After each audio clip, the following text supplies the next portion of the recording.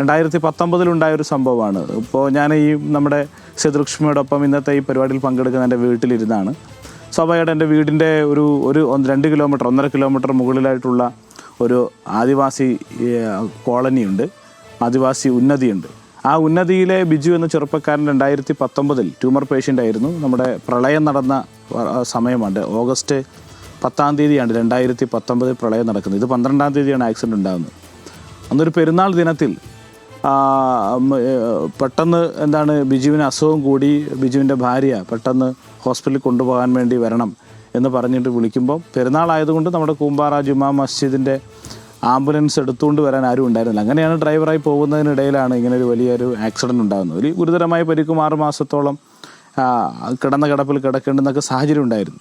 അപ്പോൾ അവിടെ നിന്നെല്ലാം ആണല്ലോ നമ്മൾ തിരിച്ചു വരുന്നത്. അപ്പോൾ നമ്മുടെ രാഷ്ട്രീയ പ്രവർത്തനത്തിൻ്റെ ഭാഗമായി ചെയ്തൊരു കാര്യമാണ്. അതിൻ്റെ ഭാഗമായി നമുക്കൊരു വൈകല്യം ഉണ്ടായി. ആ വൈകല്യത്തെ തിരിച്ചറിഞ്ഞുകൊണ്ടാണല്ലോ 2021 ഈ നാട്ടിലെ മഹാഭൂരിപക്ഷം വരുന്ന ജനതയും നമുക്കൊപ്പം നിന്ന് നമ്മളെ വിജയിപ്പിക്കുന്ന സാഹചര്യം ഉണ്ടായത്. അപ്പോൾ മഹാഭൂരിപക്ഷം വരുന്ന ജനതയുടെയും ചിന്ത അപ്രകാരമാണ് എന്നും, എങ്കിൽ ചെറു ന്യൂനപക്ഷം ഇത്തരം തെറ്റായ ചില കാര്യങ്ങളുടെ വക്താക്കളായി മാറുന്നു എന്നും മാത്രമേ ഞാൻ അതിനെ കാണുന്നു. മഹാഭൂരിപക്ഷത്തിനോടൊപ്പം നിൽക്കാനാണ് നമ്മൾ ആഗ്രഹിക്കുന്നത്. ഏതെങ്കിലും തരത്തിൽ ചെറു ന്യൂനപക്ഷം എന്ന നിലയിൽ ഇത്തരം ചില കാര്യങ്ങൾ പറയുകയോ പരാമർശിക്കുകയോ ചെയ്താൽ അതിൻ്റെ പുറകെ പോകാനോ അല്ലെങ്കിൽ അതിലെന്തെങ്കിലും ഇതായി കാണാനോ ഒന്നും ഞാൻ ശ്രമിക്കുന്നില്ല എന്ന് മാത്രമേ എനിക്കതിനെ സംബന്ധിച്ച് പറയാനുള്ളൂ. ആരെങ്കിലും ഇതിനോട് കമൻറ്റ് ചെയ്തിരുന്നോ, ഈ ലീഗിൻ്റെയോ അല്ലെങ്കിൽ ഏതെങ്കിലും നേതാക്കന്മാരോട് കമൻറ്റ് ചെയ്തോ പ്രതികരിച്ചോ എന്ന് ഞാൻ ശ്രദ്ധിച്ചിട്ടില്ല.